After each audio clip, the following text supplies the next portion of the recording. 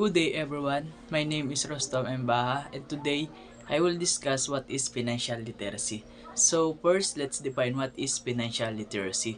So financial literacy is the ability to understand and effectively use various financial skills including personal financial management, budgeting, and investing. So from the word financial management is include the ability to manage personal finances effectively such as tracking income and expenses. So next is budgeting. Budgeting is understand how to create and maintain a budget is crucial for financial success. And last is investing. Knowing that the basics of investing including different investment options, stock, bonds, and mutual funds.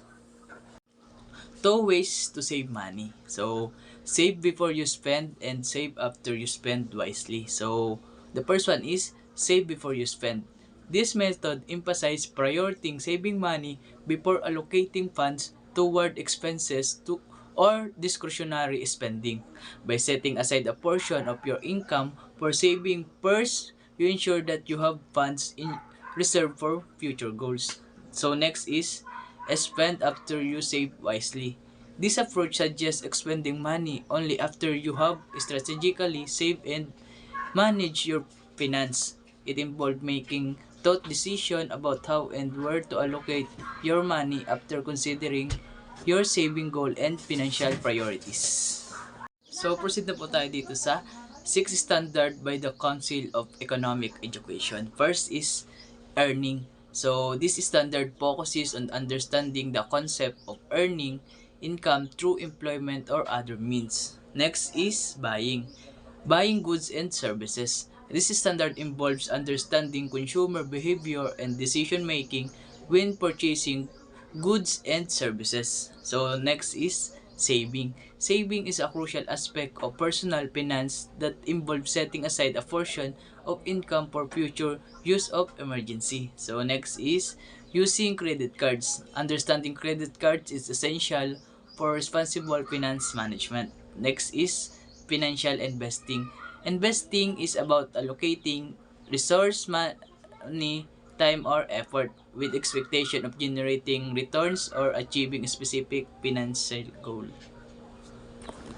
And the last one is protection and insuring. This standard emphasizes the importance of managing risk and protecting oneself financially against unexpected events. So, next is step when developing your personal spending plan. So, meron po tayo dito 3. First is record. Start by recording your income and expenses. Gather information on your source of income including salaries, wage, or any other source of money coming in. Next is review. Once you have a clear picture of your income and expenses, review your financial situation. Calculate your total monthly income and compare it with your total monthly expenses. The last one is take action. Implement your spending plan by making necessary adjustment to your spending habit. So, identify areas where you can not back or reduce expenses to aligning with your financial goals. So, next is the 6 major characteristics in how people view money. Number 1 is frugal. Frugal, careful about expending money or using things when you do not need to. So next is pleasure. Pleasure seekers use money to bring pleasure to themselves and to others. Next is status. Some people use money to express their social status. They like to purchase and show off their branded items. Next is indifference. Some people place very little importance on having money and would rather grow their own food and craft their own clothes. Next is powerful.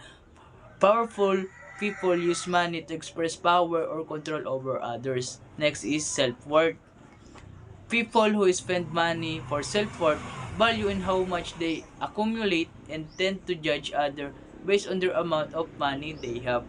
So next is importance of saving. So it include emergency bolster, retirement, future events, instability of social security, a little goes a long way. So next is, in order to stick to the savings habit, you should. So number 1 is commit to a month.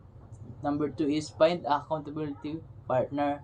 Number 3 is find a saving role model who is successful with his or her money through tried and true savings. Number 4 is write your goal down and track it. And number 5, avoid tempting situation.